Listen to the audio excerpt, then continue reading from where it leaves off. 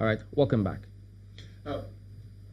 Ihedioha, you were talking about your history, and I asked you a question about what you're bringing on the table that the others that's going to be different from all the others. But let's look at this.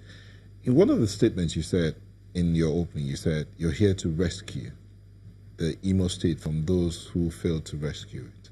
So is it a question of service and rescue or recovery of losses? It is about liberation of the state. It's about liberation of the people. It's about giving the people a sense of purpose yet again. It's about giving the people a sense of pride. Our people are a proud people, very industrious, very hardworking. We've been debased. That is not the story about Imo State today. Everything about us is in the negative, and we are in a hurry to get out of there, to exit from there. Now, what I bring onto the table is credibility. I come with a bag full of experience. I come with significant knowledge. But you also come with losses. I mean, in the last few years, you've tried to come into this seat and you lost out. So you have losses. No, I didn't come in with losses. Everybody in Imo State knows I won the election. However, I was not declared the winner, and I don't want to pursue that path. Now, the point is that between 2015 and now, I have worked tirelessly with, of course, a lot many of us to get the party back on track. My party is back on track. Today, Imo people believe in the People's Democratic Party. They believe in the candidate of the People's Democratic Party. Now, it has taken some pain, some hard work, and some effort. I know Imo today better than I knew Imo in 2014 and 2015. And I know Imo people know me better. Now, in the past, I was perhaps defined by others. That is not the situation. I am getting to relate more with them. In the course of my quest to win the primaries, I visited not just 27 local government areas, I visited 81 clans in the states, and then met with teams in the 305 wards. I understand the topography, I understand the geography, I understand the history. I saw the agitation, I saw the frustration in our people. So there was no issue with your emergence? Certainly, was there anyone? Everybody monitored our primaries. I worked very hard. I have potentials and the path to victory. The primaries, very transparent. Yeah, but when you talk about the primaries, yes. Remember Irene Oti, the female aspirant. She wants, for the PDP primaries. Where? She said she wants the primaries cancelled because she was excluded from the process. Who? You said who? Irene Oti.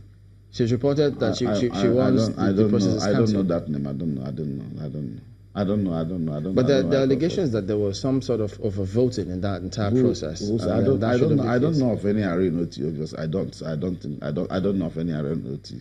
The primaries we had, like I said, very transparent and elicited significant interest. People from across the country wanted to know the outcome of the Imo PDP primaries, and it was obvious. The results were very clear.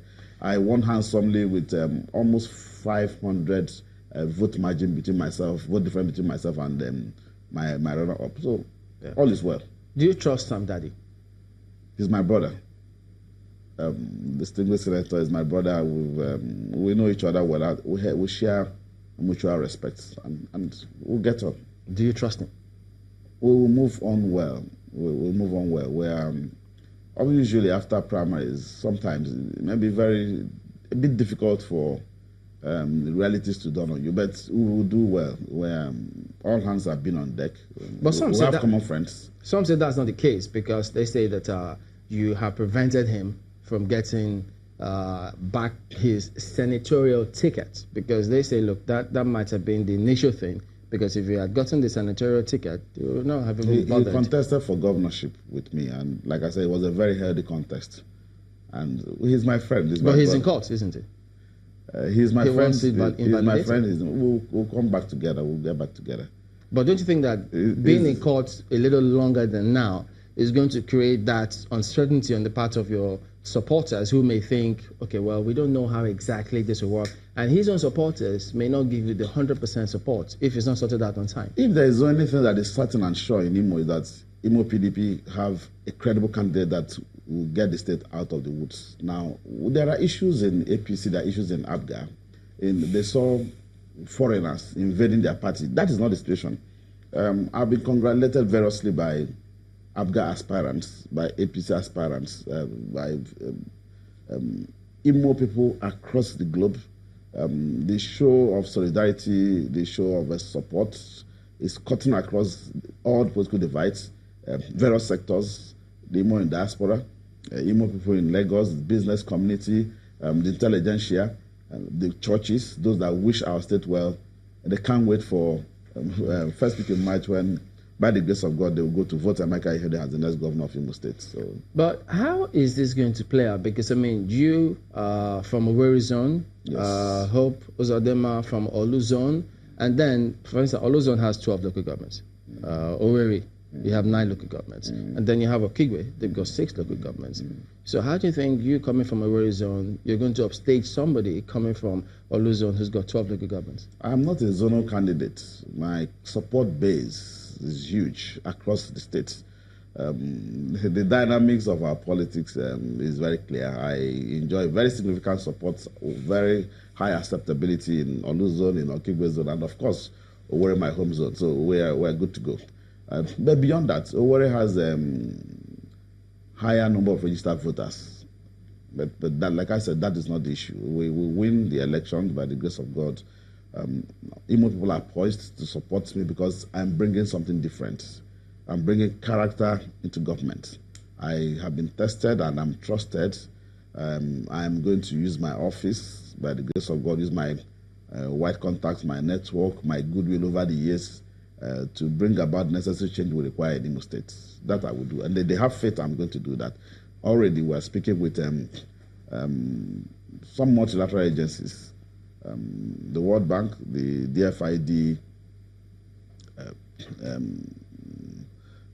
as we speak, initial discussions as to how they can come in. And this is possible because these agencies have related with me in the past. So they understand my interest, then they understand my pedigree. Don't you think you're underestimating the contest and your opponents and overestimating yourself by going ahead and discussing before the contest even happens? No. How you prepare? You prepare to govern. How do you prepare? You have to plan.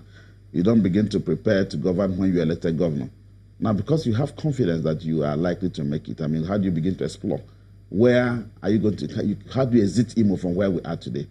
Of course, you have to think deep and then look into your inner resource. Now, how do I move it? So we must exit. How do we exit? It's almost impossible that our solution can come alone from Imo State. It's almost impossible.